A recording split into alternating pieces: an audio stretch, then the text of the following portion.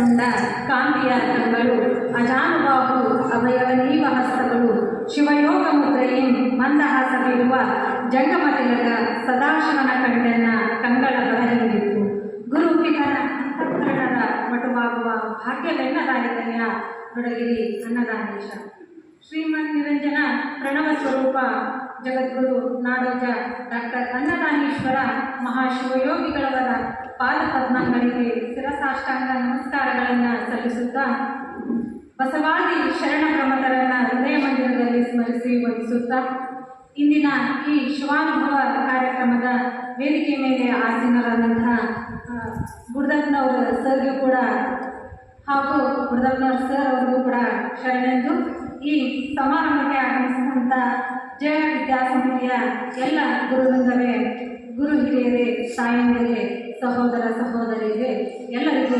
ಶರಣಾರ್ಥಿಗಳು. ದೇವಭಾಷೆ ಅಂತ ಹೇಳಿ ಗುರುತಿಸಿಕೊಂಡಂತಹ ಈ ಸಂಸ್ಕೃತದ ಧರ್ಮ ಗ್ರಂಥಗಳಲ್ಲಿ ಅಡಕವಾಗಿರತಕ್ಕಂಥ ತತ್ವಗಳನ್ನು, ನೀತಿ ನಿಯಮಗಳನ್ನು, ಆದರ್ಶಗಳನ್ನು ಸರಳೀಕರಣಗೊಳಿಸಿ ವಚನಗಳ ಮೂಲಕ ಜನರಿಗೆ ಅವುಗಳನ್ನು ಹತ್ತಿರವಾಗುವಂತೆ, ಜನರಿಗೆ ಅರ್ಥವಾಗುವಂಥ ರೂಪದಲ್ಲಿ ಅವುಗಳನ್ನು ವಚನದ ರೂಪದಲ್ಲಿ ಜನರಿಗೆ ಹೇಳಿದಂಥವರು 12ನೇ ಶತಮಾನದ ಶಿವಶರಣರು.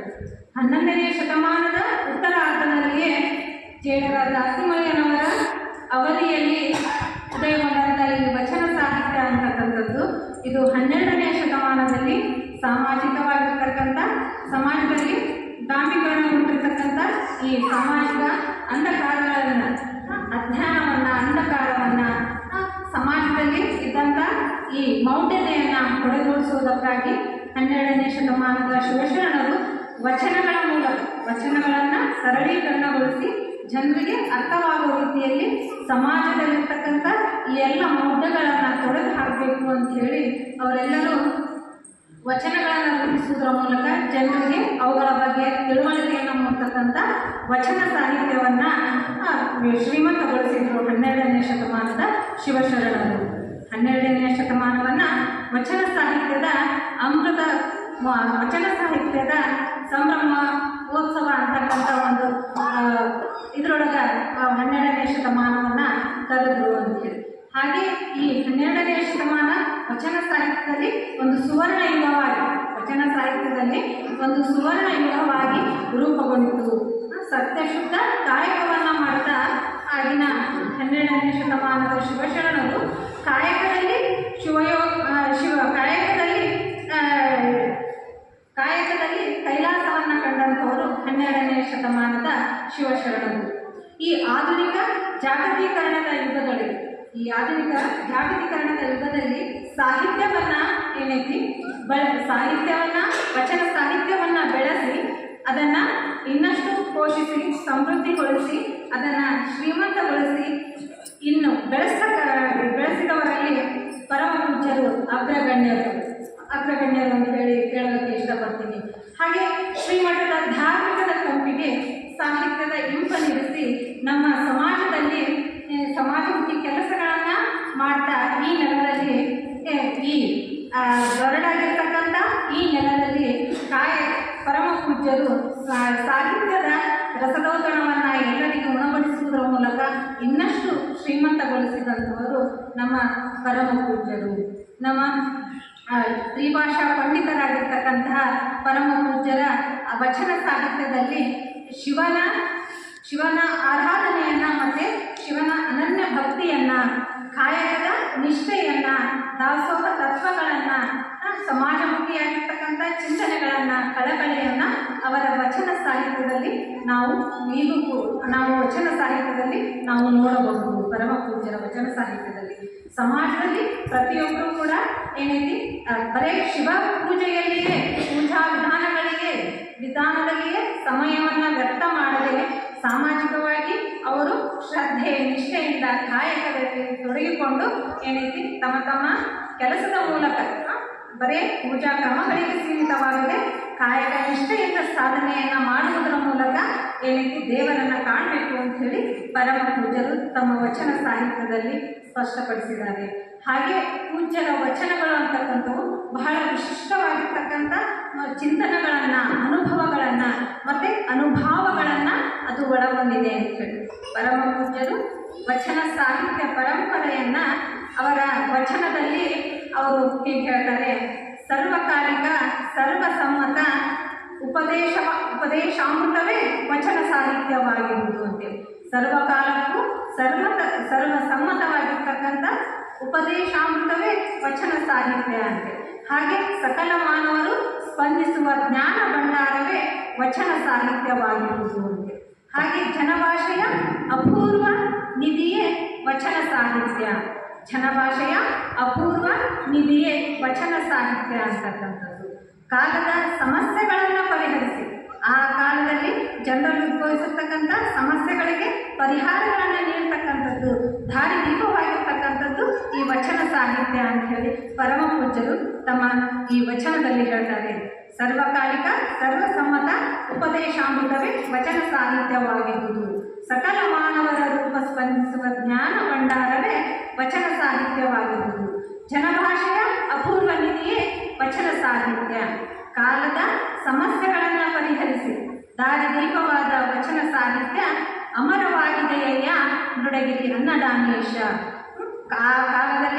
ಕಾಲದ ಸಮಸ್ಯೆಗಳಿಗೆ ಯಾವಾಗಲೂ ಸರ್ವಕಾಲದಲ್ಲೂ ಸರ್ವರಿಗೂ ಆ ಸಮಸ್ಯೆಗಳಿಗೆ ಸರಳ ರೂಪದಲ್ಲಿ ಪರಿಹಾರವನ್ನು ಒದಗಿಸ್ತಕ್ಕಂಥದ್ದು ಈ ವಚನ ಸಾಹಿತ್ಯ ಅಂತ ಹೇಳಿ ಪರಮ ಪೂಜ್ಯರು ಬಹಳ ಯಾವಾಗಲೂ ಅಮರವಾಗಿರ್ತಕ್ಕಂಥದ್ದು ಈ ವಚನ ಸಾಹಿತ್ಯ ಅಂತ ಹೇಳಿ ಪರಮ ಪೂಜ್ಯರು ತಮ್ಮ ವಚನ ಸಾಹಿತ್ಯದಲ್ಲಿ ವ್ಯಕ್ತಪಡಿಸಿದ್ದಾರೆ.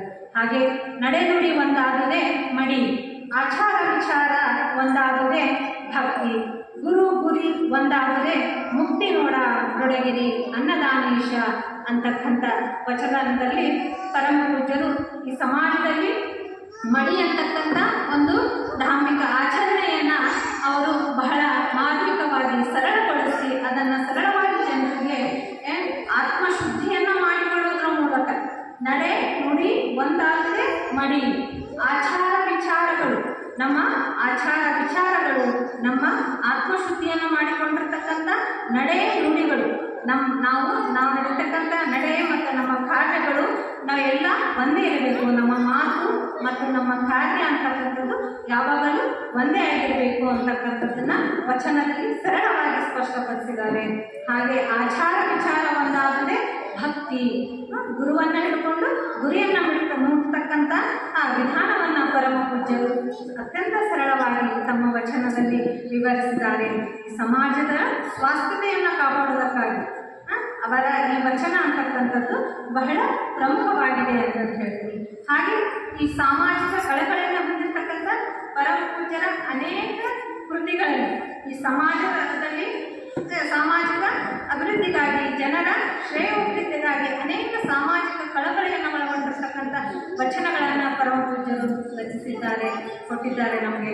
ಅದರಲ್ಲಿ ಸಮಾಜವೆಂಬ ಶರದಿ ಬಹು ದುರಸ್ತರ ನೋಡ, ಸ್ವಾರ್ಥ ಅಸೂಹೆ ಅಂಧಕಾರ ಅಧಿಕಾರಗಳೆಂಬ ಮಕರ ತಿಮಿಂಗಲಗಳ ಅಬ್ಬರ ಕಡಿಮೆಯೇನಿಲ್ಲ, ಧಾಂಬಿಕತೆ ನಾಟಕೀಯತೆ ವಂಚನೆಗಳೆಂಬ ತೆರೆಗಳಲ್ಲಿ ಶರದಿ ದಾಟಬಲ್ಲೊಡೆ ಮಹಾ ಅಂಬಿಗ ಮೃಡಗಿರಿಯ ಅನ್ನದಾನೇಶನ ಆಶ್ರಯ ಬೇಕಯ್ಯ ಅಂತ. ಹಾಗೆ ಈ ಸಮಾಜದಲ್ಲಿ ಈ ಸಮಾಜ ಅಂತಕ್ಕಂಥ ಸಮುದ್ರದ ಶರದಿಯೊಳಗೆ ನಾವೆಲ್ಲ ಈ ಸಮಾಜದ ಅಲ್ಲಿರ್ತಕ್ಕಂಥ ಪ್ರತಿಯೊಬ್ಬರು ಕೂಡ ಸ್ವಾರ್ಥ ಅಸೂಹೆ ಅಂಧಕಾರ ಅಸತ್ಕಾರ ಅಂತಕ್ಕಂಥದ್ದು ಈ ಸಮಾಜದಲ್ಲಿ ಬೇರೂರಿ ಬಿಟ್ಟಿದೆ. ಅದರೊಳಗೆ ನಾವು ಈ ಸಮಾಜದ ಶರದಿಯೊಳಗೆ ಆ ತಿಮಿಂಗಿರಗಳ ಅಬ್ಬರಗಳು ಅಂತಕ್ಕಂಥವು ಅಲೆಗಳು ಅಂತಕ್ಕಂಥವು ಈ ಧಾರ್ಮಿಕತೆ ನಾಟಕೀಯತೆ ಪರಸ್ಪರ ಮಾನವನ ಸ್ವಾಭಾವಿಕ ಮೂಲಗಳಲ್ಲಿ ಇವು ಬರೋದರಿಂದ ಇವೆಲ್ಲವೂ ಕೂಡ ಈ ಧಾರ್ಮಿಕತೆ ಮಾನವೀಯತೆ ಅಂತಕ್ಕಂಥದ್ದು ವಂಚನೆ ಅಂತಕ್ಕಂಥದ್ದು ನಾಟಕೀಯತೆ ಅಂತಕ್ಕಂಥದ್ದು ಇವೆಲ್ಲವುಗಳು ತೆರೆಗಳ ರೂಪದಲ್ಲಿ ನಮಗೆ ಆಗಾಗ ಬಂದು ಅಪ್ಪಳಿಸ್ತಾ ಇರ್ತವೆ. ಅವುಗಳನ್ನೆಲ್ಲವನ್ನ ನಾವು ದಾಟಿ ಶಕ್ತಿಯುತವಾಗಿ ನಿಷ್ಠೆಯಿಂದ ಅಚಲವಾಗಿ ಅವುಗಳನ್ನೆಲ್ಲವನ್ನ ದಾಟಿ ಈ ಭವಸಾಗರದೊಳಗೆ ನಾವು ಮುಕ್ತಿಯನ್ನು ಪಡಿಬೇಕು, ಜಯವನ್ನು ಸಾಧಿಸಬೇಕು ಅಂತ ಹೇಳಿ ಪರಮ ಪೂಜ್ಯರು ಈ ವಚನದ ಮೂಲಕ ವಚನ ಸಾಹಿತ್ಯದಲ್ಲಿ ನಮಗೆ ಹೇಳ್ತಾರೆ. ಹಾಗೆ ಅಚಲವಾಗಿರ್ತಕ್ಕಂಥ ನಿಷ್ಠೆಯಿಂದ ಮಾತ್ರ ಈ ಭವಸಾಗರವನ್ನು ನಾವು ದಾಟಬಹುದು ಅಂತ ಹೇಳಿ ಈ 12ನೇ ಶತಮಾನದಲ್ಲಿದ್ದಂಥ ಎಲ್ಲ ಶಿವಶರಣರ ಅವರ ಅಚಲವಾಗಿರುವಂಥ ನಿಷ್ಠೆಯಿಂದಲೇ ಅವರು ಅಚಲವಾಗಿರ್ತಕ್ಕಂಥ ಕಾಯಕ ನಿಷ್ಠೆಯಿಂದ ಅವ್ರಿಗೂ ಕೂಡ ಎಲ್ಲ ರೀತಿಯ ಕಷ್ಟಗಳು ಬಂದು ಅವರು ಕೂಡ ಎಲ್ಲ ರೀತಿಯ ನೋವುಗಳನ್ನು ಅನುಭವಿಸಿದ್ರು. ಆದರೂ ಕೂಡ ತಮ್ಮ ಕಾಯಕ ನಿಷ್ಠೆಯನ್ನು ಬಿಡದೆ 12ನೇ ಶತಮಾನದ ಶ್ವೇಷಗಳು ತಮ್ಮ ಕಾಯಕ ನಿಷ್ಠೆಯನ್ನು ಬಿಡದೆ ಅವರು ದಾಸೋಹ ಪರಂಪರೆಯನ್ನು ಮುಂದುವರಿಸ್ತಾ ಸತ್ಯಶುದ್ಧ ಕಾಯಕವನ್ನು ಮಾಡಿ ಅವರು ಜೀವನವನ್ನು ನಡೆಸಿದವರು. ಹಾಗಾಗಿ ಅವರು ಇಂದಿಗೂ ಕೂಡ ಪ್ರಸ್ತುತರಾಗ್ತಾರೆ ಸಮಾಜಕ್ಕೆ. ಅವರ ಆದರ್ಶಗಳನ್ನು ನಾವು ಕೂಡ ಇಂದು ಅವುಗಳನ್ನು ಅಳವಡಿಸ್ಕೊಳ್ಬೇಕು ಅಂತ ಹೇಳಿ. ಹಾಗೆ ಈ ಸಮಾಜಕ್ಕೂ ಮತ್ತು ವ್ಯಕ್ತಿಗೂ ಇರ್ತಕ್ಕಂಥ ಸಂಬಂಧವನ್ನು, ಈ ಸಮಾಜಕ್ಕೂ ಮತ್ತು ವ್ಯಕ್ತಿಗೂ ಇರ್ತಕ್ಕಂಥ ಅವಿನಾಭಾವ ಸಂಬಂಧವನ್ನು ಪರಮ ಪೂಜ್ಯರು ತಮ್ಮ ವಚನದ ಮೂಲಕ ಹೇಳ್ತಾರೆ. ಬಾಳಲ್ಲ ಬಾಳು ಅನ್ಯರ ಬಾಳುಗೋಡು, ನಗು ತನ್ನವರ ನಗಿಸು, ಅರಳು ಇತರರ ಅರಳಿಸು, ಬೆಳಕು ದೇಶವ ಬೆಳಗಿಸು, ಇದುವೇ ಜೀವನ ನಿಜ ಬದುಕು ನೋಡ ನುಡಗಿರಿ ಅನ್ನದಾನೇಶ. ಪರಮ ಪೂಜ್ಯರ ಈ ವಚನದಲ್ಲಿ ನಾವು ಏನು ನೋಡ್ತೀವಿ? ಬಾಳು ಅನ್ಯರ ಬಾಳುಗೋಡು, ಎಲ್ಲರನ್ನ ಸಹಕಾರದಿಂದ ಕರ್ಕೊಂಡು ಜೀವನವನ್ನು ನಡೆಸುವಂತಕ್ಕಂಥ ತತ್ವವನ್ನು, ನಗು ತನ್ನವರನ್ನು ನಗಿಸು, ನೀನು ನಗ್ತಾ ಇರು, ನಿಮ್ಮ ಸುತ್ತಮುತ್ತಲಿರ್ತಕ್ಕಂಥ ಪರಿಸರವನ್ನು ಕೂಡ ಏನಿಲ್ಲ ನಗಿಸ್ತಾ ಇರು ಅಂತಕ್ಕಂಥ ಸಂದೇಶವನ್ನು, ಅರಳು ಇತರರನ್ನು ಅರಳಿಸು, ಸಮಾಜಮುಖಿ ಕೆಲಸಗಳನ್ನು ಮಾಡ್ತಾ ಸಮಾಜದಲ್ಲಿ ಉತ್ತಮ ಸ್ಥಾನವನ್ನು ಹೊಂದುವಂತಕ್ಕಂಥದ್ದು, ಬೆಳಗು ದೇಶವನ್ನು ಬೆಳಗಿಸು ಅಂತ ಹೇಳಿ. ಸರಿ, ಈ ದೇಶದಲ್ಲಿ ಒಬ್ಬ ಮಾದರಿಯ ವ್ಯಕ್ತಿಯಾಗಿ, ಸಾಮಾಜಿಕ ಕಳಕಳಿಯನ್ನು ಹೊಂದಿರತಕ್ಕಂಥ ಮಾದರಿಯ ವ್ಯಕ್ತಿಯಾಗಿ, ದೇಶಕ್ಕೆ ಬೆಳಕಾಗಿ ಜೀವನವನ್ನು ನಡೆಸುವಂತಕ್ಕಂಥ ಸಂದೇಶವನ್ನು, ಇದೇ ಬದುಕು ನೋಡ, ಸರಳವಾಗಿ ಜೀವನವನ್ನು ನಡೆಸೋದು ಇದೇ ಬದುಕು ನೋಡ ಅಂತ ಹೇಳಿ ನೋಡಿ ಅನ್ನದಾನೇಶ್ವರು ತಮ್ಮ ವಚನದ ಮೂಲಕ, ವಚನ ಸಾಹಿತ್ಯದ ಮೂಲಕ ನಮ್ಮೆಲ್ಲರಿಗೂ ತಿಳಿಪಡಿಸ್ತಾರೆ. ಹಾಗೆ ಈಗಿನ ಕಾಲದಲ್ಲಿ ಮದುವೆಗಳು ಅಂತಕ್ಕಂಥದ್ದು ಮೌಲ್ಯಗಳನ್ನು ಕಳ್ಕೊಳ್ತಾ ಇದ್ದಾರೆ.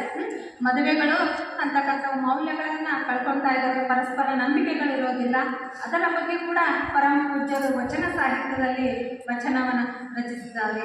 ಯಾವುದೊಂದು ಊರಿನ ವರ ಇನ್ಯಾವುದೋ ಊರಿನ ವಧು, ಗುರು ಹಿರಿಯರ ಹರಕೆಯಲ್ಲಿ ಒಂದಾಗಿ ಚಂದಾಗಿ